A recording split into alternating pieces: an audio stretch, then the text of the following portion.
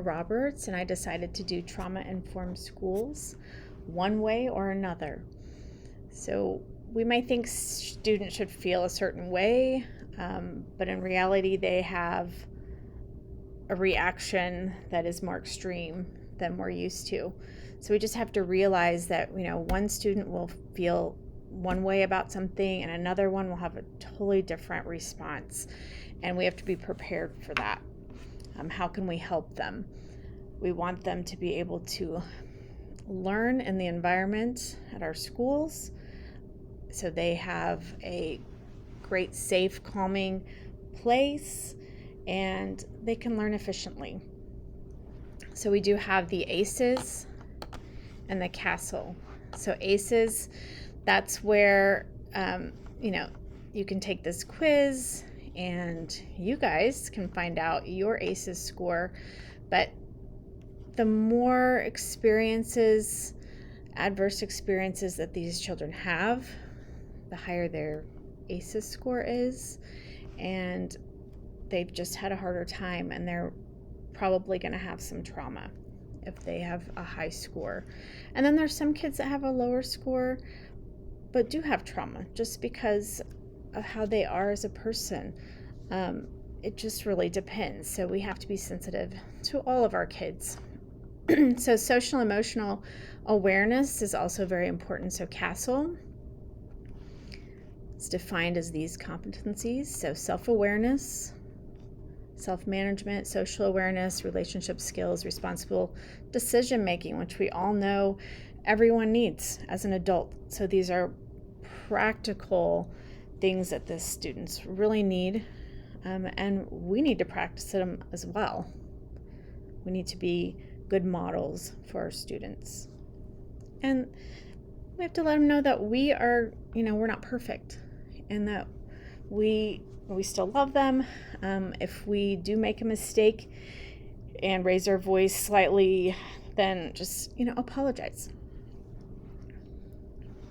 So research. We know that all socioeconomical people get trauma. So it is more prevalent in low income and minority populations. But if children have repeated exposure, it definitely impacts their brain development. And it actually can rewire their brain, which is so scary. That's a response to stress. So, and that's why they have trouble with the emotional regulation, because their brains have been rewired because of the trauma.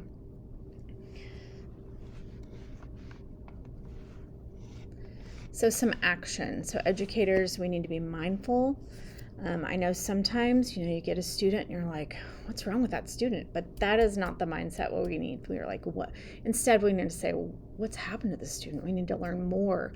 How can we make this child comfortable so we can connect and communicate with parents, school nurse, counselors, social workers, psychologists, and make sure that they're with someone close by where they're sitting that is a kind-hearted person.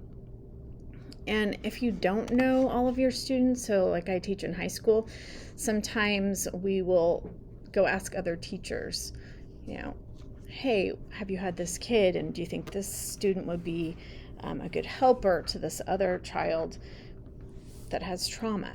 So sometimes you just have to help each other. A separate area in the room would be a great place for these kids to calm down. Or, I've had students that I'm like, okay, you can go take a tiny walk right outside my room to calm down. Just have some boundaries with them. They actually like boundaries. It makes them feel loved. They need things to fidget with, draw with, do yoga stretches. So even in high school, they like stretching. You might as well, it helps you. And we know that whenever there's blood flow to the brain, that we retain information better. There's a castle.org that has training available for teachers. So administrators, please get on that. That'd be wonderful. Teachers, and administrators, there's this great book, The Body Keeps the Score. Okay. It is by Dr. Russell van der Kolk.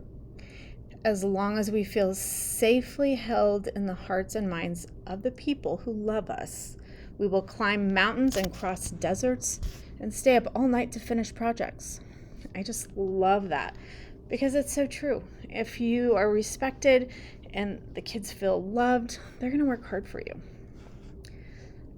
So there's the resources, some ideas, the yoga stretches, meditation.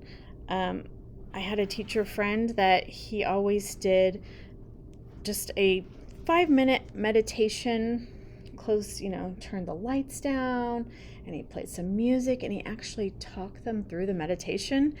And I remember thinking, this is kind of odd. But now I realize that's wonderful. So it turns out he was an art therapist. So he knew what he was doing.